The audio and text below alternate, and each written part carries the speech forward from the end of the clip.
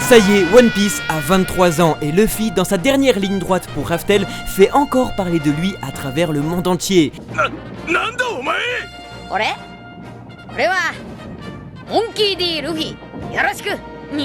Nouvel opening, figurines, live action, jeux vidéo, annonce d'Eiichiro Oda et futur du manga, il est temps de faire le tour de l'actualité.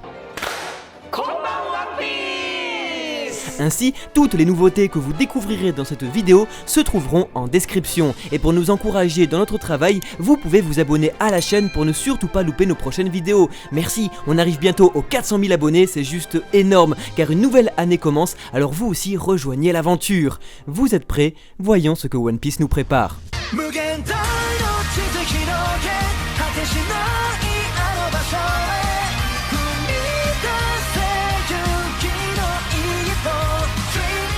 Le prochain opening de One Piece sera intitulé Dreamin' On. Interprété par le groupe Daisu, il accompagnera l'anime dès l'épisode 935 le 2 août prochain. Étonnant lorsque l'on sait que le précédent, Over the Top, était censé atteindre la mort de Yasue Shimotsuki au chapitre 942. Ce sera finalement à son successeur d'y parvenir.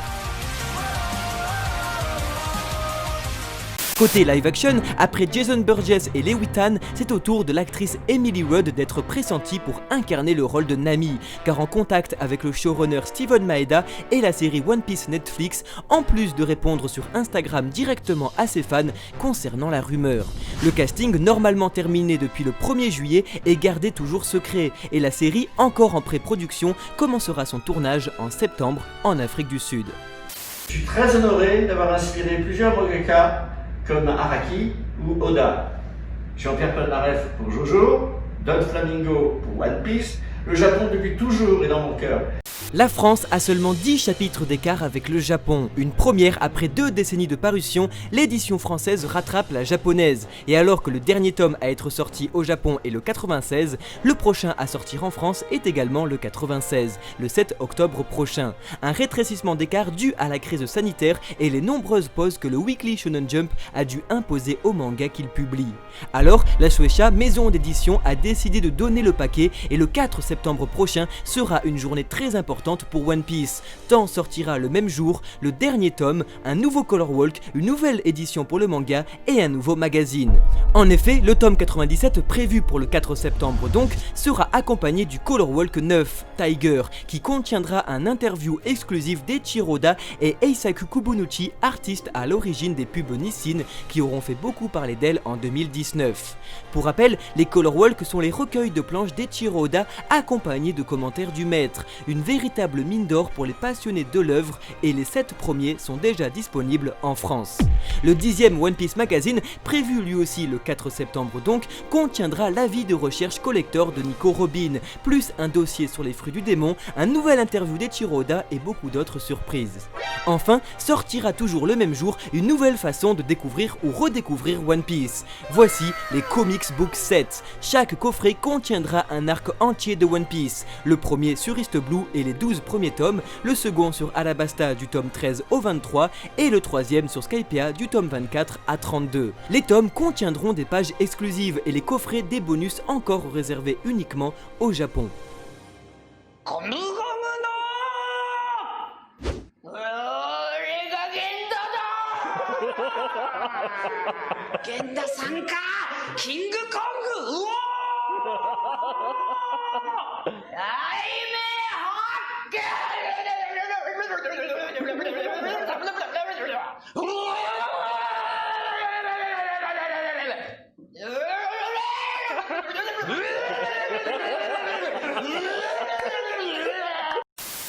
Côté jeux vidéo, après Smoothie, Cracker et Djadji, déjà disponibles en DLC, le prochain personnage à rejoindre le casting de Pirate Warriors 4 est Jace Drake, qui selon les leaks pourrait être accompagné de Jack, King ou encore Page One, et seront disponibles en octobre prochain.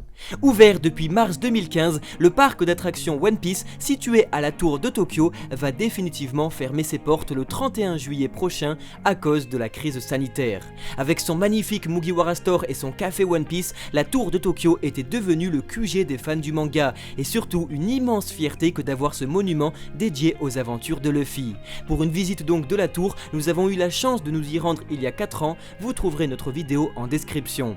C'est alors pour fêter les 23 ans de One Piece qu'une dernière émission a eu lieu au sommet de la tour, avec comme invité Mayumi Tanaka et Kappei Yamaguchi, voix de Luffy et Usopp. Retranscrite en direct sur YouTube, nous y avons appris que l'éditeur Takano a littéralement pleuré pour la première fois devant One Piece en lisant le prochain chapitre, suivi par le nouvel éditeur de 20 ans Iwasaki, disant que le chapitre 897 apporterait beaucoup d'émotions. Un rapport avec les larmes d'Okiku ou la mort de Momonosuke? Pouvons-nous attendre la mort d'un fourreau rouge? S'agit-il du chapitre 986 ou 987? Réponse dans les prochaines semaines. Les Tanto font très bien leur travail de communication et la tension est à son comble, alors on aimerait beaucoup savoir ce que vous en pensez et surtout ce que vous pensez qu'il adviendra sur Onigashima. Marquez-le en commentaire car c'est toujours un immense plaisir que de vous lire et qui sait, peut-être que quelqu'un devinera réellement ce qu'il va se passer dans les prochains chapitres. ネームで泣いちゃって、あ、ネームで。そうなんです。で、小田さんに電話して、もう泣いちゃってみたいな。で、本当に僕も涙ぐみながら電話して、で、後で LINE で、すいません、ちょっと涙ぐんでて、よくわかんなかったのかもしれませんがっていう感想を返してしまうほど、すごい展開がこの後待ってるんで。楽しみ。その時が多分次のジャンプの次の号ぐらい。なんでもうぜひね。Le staff a annoncé qu'une page en couleur d'Echiroda en personne était à gagner en ce moment même sur Twitter. Pour y participer, rendez-vous dans la description. Le tirage au sort est prévu le 5 août prochain. Toujours pour souffler ses 23 bougies, Luffy fut à l'honneur sur la couverture du double numéro 33 et 34 du Weekly Shonen Jump, et une affiche a été dévoilée pour fêter le One Piece Day et l'arc de Wano Kuni qui bat son plein. Une absence de Jinbei remplacée par un sabot rappelle que la Toei Animation avait déjà dévoilé la véritable identité de Kyoshiro dans le 22e opening 10 mois avant le papier. Beaucoup se sont alors posé la question, Sabo va-t-il réellement débarquer à Wano Kuni? Sûrement pas, car c'est en décembre dernier qu'Echiroda avait annoncé que quelque chose de grave allait se dérouler en 2020 concernant Vivi, Hancock et Sabo. Le frère de Luffy en proie au gouvernement mondial, la princesse d'Alabasta visée par Im-sama et l'impératrice attaquée par la marine ne risquent pas de venir au pays de l'harmonie.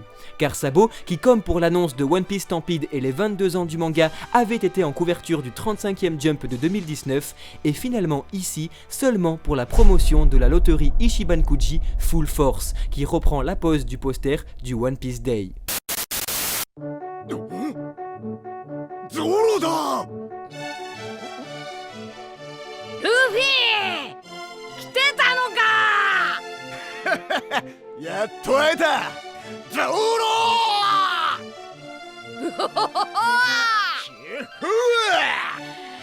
みんなは一緒か？ああはぐれたけど肉持ってんのかくれ魚も動物も変わり放題だぞルフィ。Voici la toute première figurine d'Oden Kuzuki qui sera disponible cet automne dans la gamme WCF. Pour fêter les 23 ans du manga, le site Little Garden a entièrement colorisé le chapitre 0 de One Piece, une occasion rêvée de redécouvrir la fin de l'ancienne génération et ce qui a mené l'aube d'une grande aventure. Pour le lire, direction la description. Enfin, une véritable émission de télévision entièrement consacrée à One Piece va voir le jour pour fêter les 23 ans du manga.